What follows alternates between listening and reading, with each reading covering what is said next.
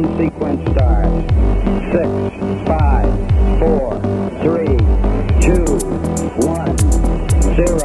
All engine running. Liftoff. We have a liftoff. 32 minutes past the hour. Liftoff on Apollo 11. Tower clear. We got a roll program. Neil Armstrong reporting the roll and pitch program, which puts Apollo 11 on proper heading.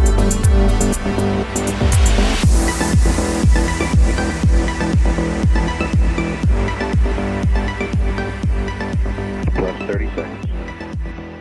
Welcome to part 14 of our video series highlighting the 1/100th scale Saturn V kit from Estes. The end is in sight. In this installment, we'll be completing final assembly of our replica of the Apollo 11 moon rocket, after which we will be ready to fly. We've assembled the basic structure, improved it with detailed parts and surface wraps, painted the entire model, and added accurate markings. Now is the time to bring everything together. We only have a handful of parts remaining unused at this point. We have our motor retaining set in 2 parts, clay nose weight, which will go into the command and service modules, and recovery system components. Shock cord mount, a snap swivel for the upper section of the rocket, and parachutes. There are 2 24-inch parachutes and 1 18-inch parachute. The tape discs and shroud lines are all right here. As we bring everything together, we're going to start at the forward end of the model, that's the pointy end, and work our way aft. That means we'll be starting with the command and service modules. We're going to use epoxy to join these 2 pieces. We need to discuss alignment before we go any further. Keep in mind that we've got 4 decals here, or decals if you're European. They're on opposite sides of each component. You want those roughly out of phase. We also have this feature here called the umbilical cover on the command module. We're going to align the umbilical cover with the rightmost nozzle of one of the RCS quads. Envision how this would work on the actual spacecraft. If this RCS quad were activated, this nozzle is pointing straight up, and you would not want the exhaust from that nozzle hitting the umbilical cover. So they've put it slightly out of phase there. Note the positioning of the decals. 1 there, 1 here, 1 there, 1 there. And we're back where we started. Because the shoulder of our command module is a smooth surface, we want to make sure that the epoxy adheres really well to that. Epoxy requires a mechanical bond to work well. So what I'm going to do is use an X-Acto blade and just score the shoulder all the way around.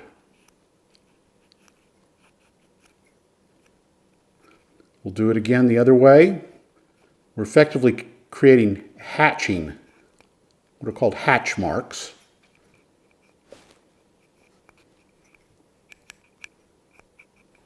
Effectively, we've created a rough surface here for the epoxy to grab onto. I'm mixing up a small amount of 5-minute epoxy using a tongue depressor as a stirring tool. I keep a stack of index cards handy to use for mixing epoxy.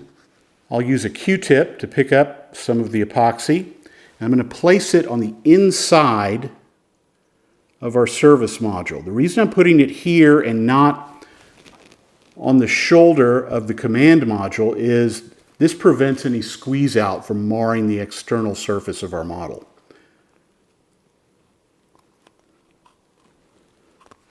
Recall the alignment we discussed earlier. We're placing the umbilical cover just on the right side of this RCS quad. Note that the decals are out of phase with each other. We'll let this dry for about 10 minutes. The epoxy on this joint has had the opportunity to cure, so what we're going to do next is place some nose weight inside the command and service module. Our kit comes with 4 packages of clay, which we'll use as nose weight. Now, we're not going to get into rocket stability here.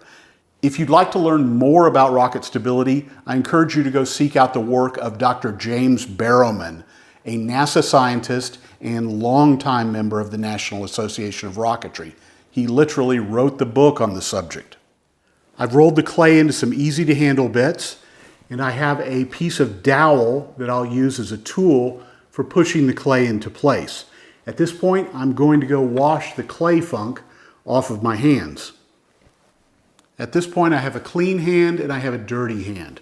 I'm going to hold the command service module section in the clean hand and drop a section of clay into the forward end of that. I'll then use this dowel to force that into place gently. We don't want to damage the escape tower.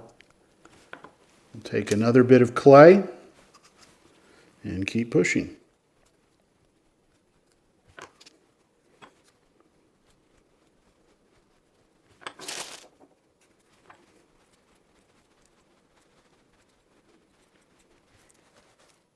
And the clay is in place. I'm going to go wash my hands again. Our next step will be to attach the command service module to the spacecraft LEM adapter. And we'll start by discussing alignment. The appropriate alignment is to align the umbilical cover with this line that goes down to the shock cord anchor. We'll start by putting hatch marks, either is accurate, into the shoulder of the spacecraft LEM adapter.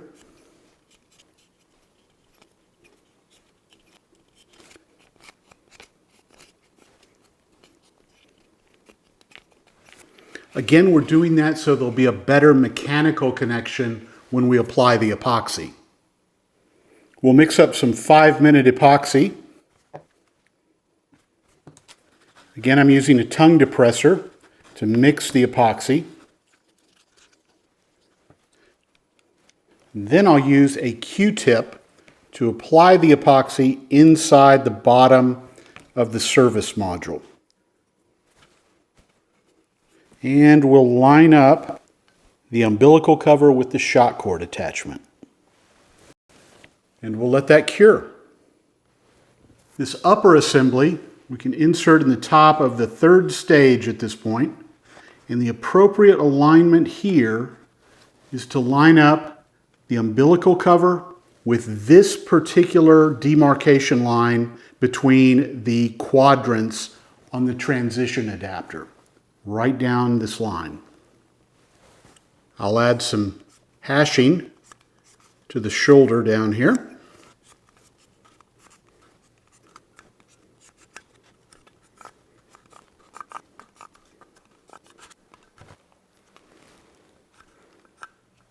We have everything ready for some epoxy.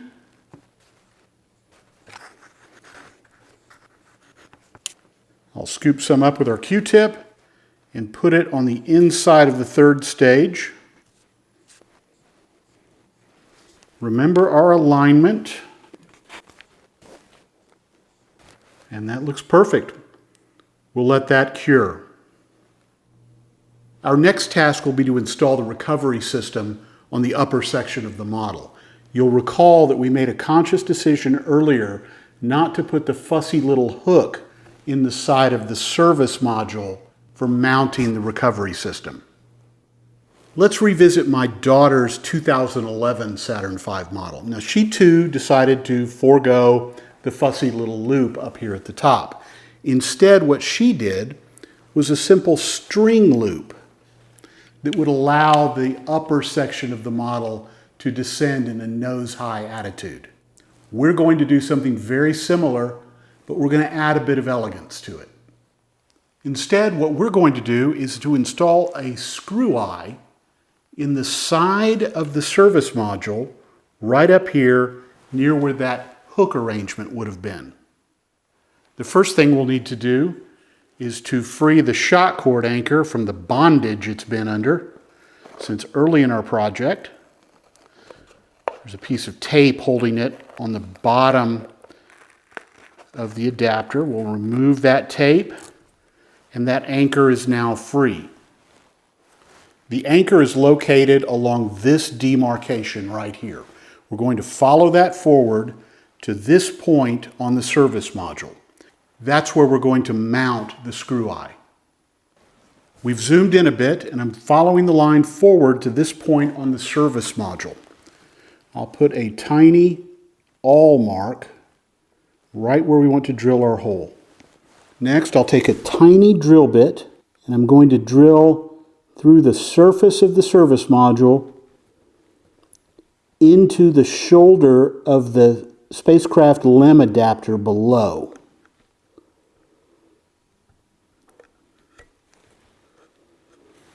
And our hole is in place. We'll insert the screw eye.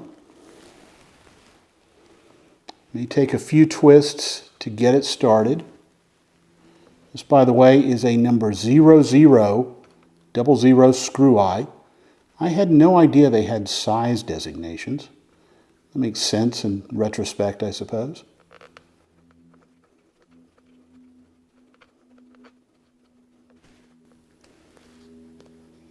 And that's in place. Next, we'll cut a 30-inch piece of shot cord. The instructions say to do about 15 inches. Why are we doing 30? Because we're contrarians, that's why. Seriously, we're going to do something a little bit different, as is kind of appropriate for this project. We have our 30-inch shot cord. I'm going to tie this to the anchor at the base of the transition section. I feel certain that someone will complain about the knot that I'm using. I look forward to that discussion.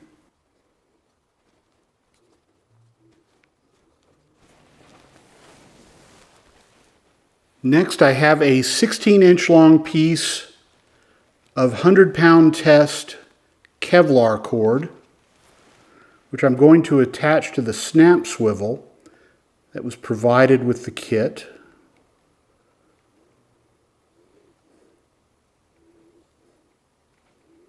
You could use standard shot cord here.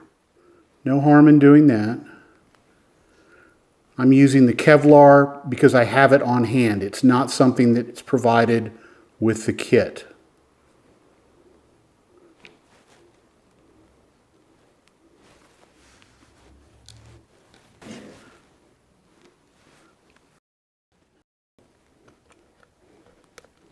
I'm going to attach this temporarily to the screw eye we've installed, and then determine where I want to anchor this. I think that looks good. We're going to tie the shot cord and the Kevlar together right here.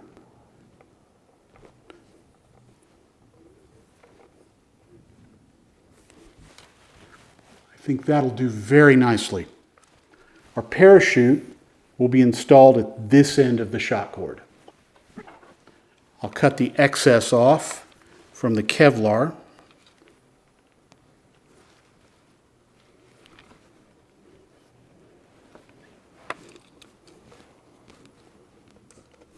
And I'll do the same for the excess at the snap swivel. And the upper section of our model is now complete. We've moved down to the lower portion of our rocket now, and we're going to install our second shot cord. We've already got one in place on the inside. We did that off camera. These Estes shot cord anchors are really remarkable. It's such a simple design. It's so strong. It's so easy to use, and they just work so well.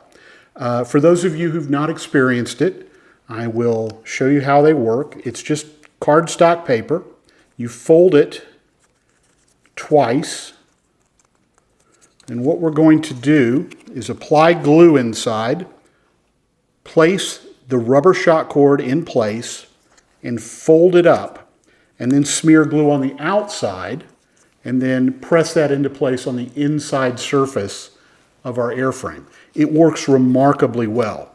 Now, glue choice is important here. We're going to use Type Bond 2 aliphatic resin. Let's go ahead and get started.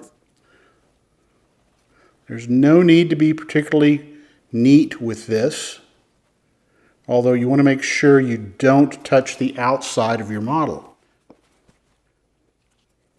At least one finger is going to be really messy. I'll smear a little extra glue on the outside here.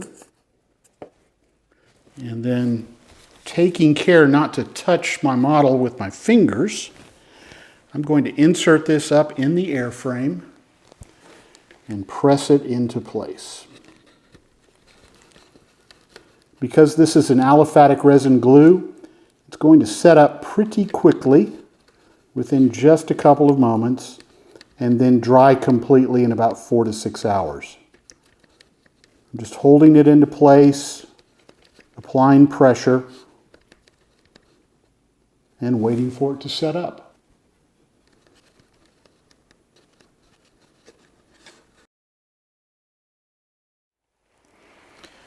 And with that, both of our shot cords and shot cord mounts are firmly in place. Let's turn our attention to the aft end of the model, where we need to install our motor retainer. The Estes motor retainer is a simple, exceptional design, and it's designed to work by fitting over the end of the motor tube with a bit of epoxy. The motor is then inserted into the tube, and the screw cap is then screwed in place over that. We're going to use standard 5-minute epoxy to glue this in place. Now, before we do that, we're going to score hash marks or hatch marks into the inner surface of the base ring first. I'm using a standard number 11 blade to do this.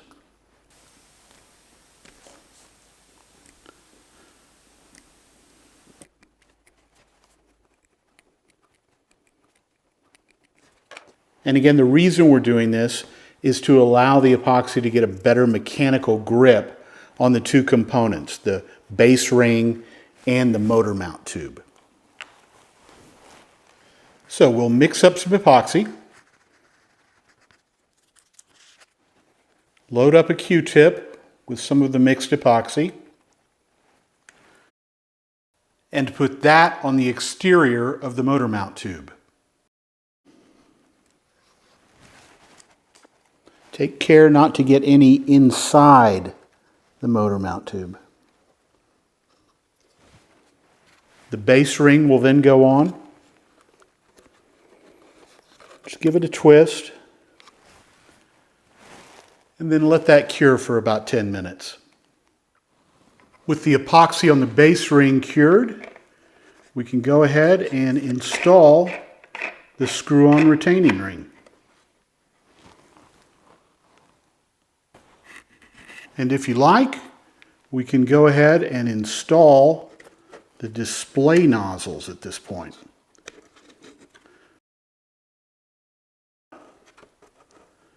The outer nozzles line up with the fairings.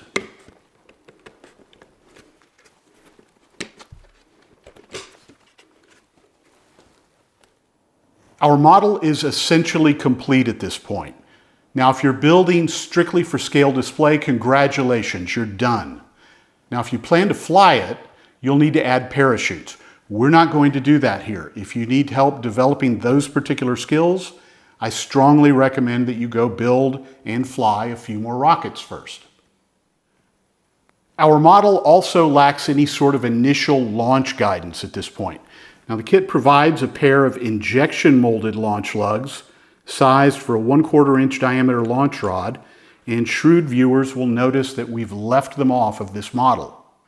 That's because my personal preference is to use rail buttons, either the traditional 80/20 size or the newer, hipper micro size designed for 15mm profile launch rail.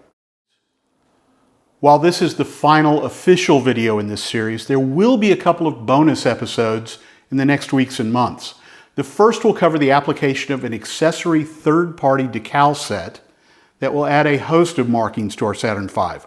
This set was designed by Rick Sternbach, an artist, a gifted model builder, and a longtime member of the National Association of Rocketry, and it will allow us to fill in some of the marking gaps that exist on our model. Most importantly, it will allow us to add markings specific to the Apollo 11 mission. This is an entirely optional step, but one I'd like to document and share. It's also why we have not yet applied a clear matte overcoat, as we need the glossy surface for more decals. Finally, we will be flying our Saturn V in the near future, as ideal weather and availability of a launch site with pillow-soft grass will allow. Look for that installment soon. That brings us to the end of this journey. I sincerely hope that I've been able to strip away some of the fear, uncertainty, and mystery surrounding such an ambitious project.